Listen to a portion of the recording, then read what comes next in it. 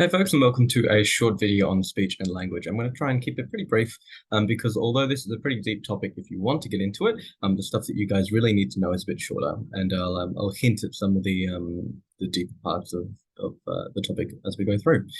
But in terms of the main things you need to understand, really 90% of what you're going to need to know is understanding Wernicke's area and Broca's area, which ones I've highlighted here.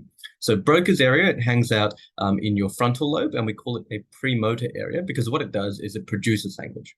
So your Wernicke's area, sitting back there, posterior temporal lobe, its main role is basically taking the input of language, so you get it from the associated cortex, depending on if it's written or signed language or if it's spoken language.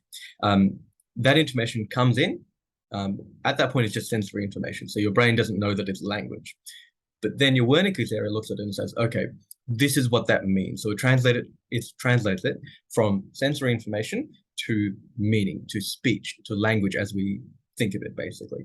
And then your brain, so you then think of an actual response or something you want to say, and then it goes to your Broca's area. And it's your Broca's area's job to figure out how to turn meaning back into speech or language or signing or whatever it is you want to do. So we call it a premotor area because the idea is it's the thing that translates meaning into this is what I want to, this is how I want to move my mouth or move my hands. And then it sends it over to the motor cortex, and the motor cortex tells the rest of the body what to do in terms of actually making that happen. So moving your larynx and moving your hands, whatever it happens to be.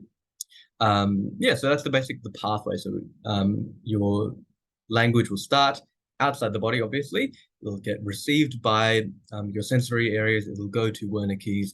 They'll process it. It'll go to Broca's, which will process it into an output, and then the output is sent out via the motor cortex. And I forgot to mention, but the arcuate fasciculus is what we call the pathway between Wernicke's and Broca's.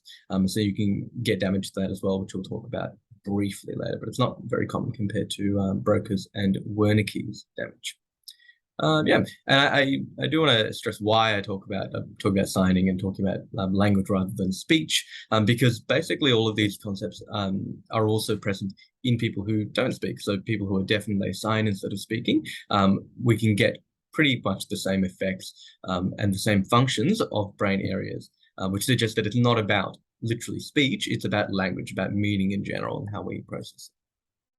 Okay, quick thing on side dominance. Really what you need to know is you need to understand most people are left hemisphere dominant. It's not correlated with right or left-handedness. So there are right-handed people with there are right-handed people with a right hemisphere dominance, and there's left-handed people with left hemisphere dominance for speech, even though they'll have the opposite side dominance for motor functions. And of course, when we talk about damage, which is what we're concerned about, if you have a lesion, say, in your like say a Wernicke's area on your dominant hemisphere, so in a left hemisphere dominant person, a left-sided lesion is going to be more significant. So it's going to create more of a deficit compared to the non-dominant side. And then a tidbit there about potential quirks in deaf people. All right, so aphasias. This is 90% of what you need to know regarding aphasias is Broca's and Wernicke's. And so in Broca's aphasia, which is what we tend to call non-fluent aphasia, you don't make much speech, but it makes sense. So it's like it's almost like it's hard for you to make speech. So if you guys have watched The Office or that clip where I think his name is Kevin tries to speak in as few words as possible, it's like that. It's like it's really hard for you to make speech, so you're going to speak in as few words as possible. But when you actually look at the speech and you try and build it, and it's like, okay, well, I get what you're saying. You could say it in a longer form, but you're saying it in a short form. If you look at a fluent aphasia, which is what you get when you have damage to the Wernicke's area, then you make sentences that make grammatical sense, but they don't have any meaning. So the actual like functional component of it is gone. And that relates back to what those areas actually do. So your Broca's area, like we talked about before, is what actually converts meaning to speech. And so if you have a Broca's aphasia, your Wernicke's are working fine, you're still able to you're still able to understand meaning, you're able to think and produce something that you want to say, but it's really hard for you to turn what you want to say into instructions on how to say it. Okay, so then you're going to say, okay, well, if I can't do that easily, I'm just going to focus on the most important things that I want to say.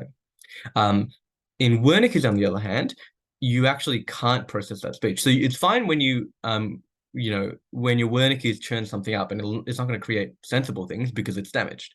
So it will create nonsense, but then once it creates that nonsense, it's actually quite easy for your broker's area to turn it into speech. And so if you have Wernicke's damage, you're going to be very good at translating nonsense into actual speech.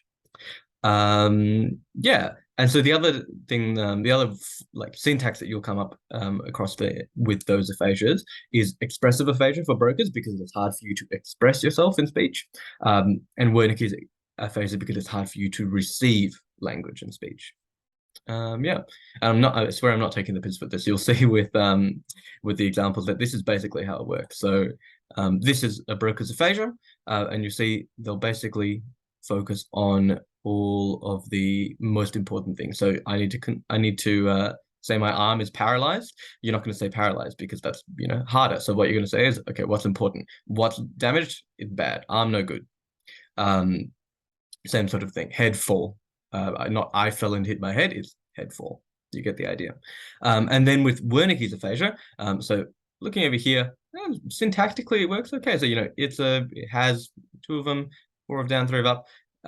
These are all phrases which technically make sense, but they don't mean anything. So this is like nonsense basically. And so you can see while superficially Wernicke's aphasia looks like it's more intact speech, it's actually much subjective, but you can say it's a lot worse because this person can't actually express themselves, whereas this person, with enough therapy and rehabilitation, they can at least sort of get across what they mean. Yeah, and that's basically all you need to know about speech and language.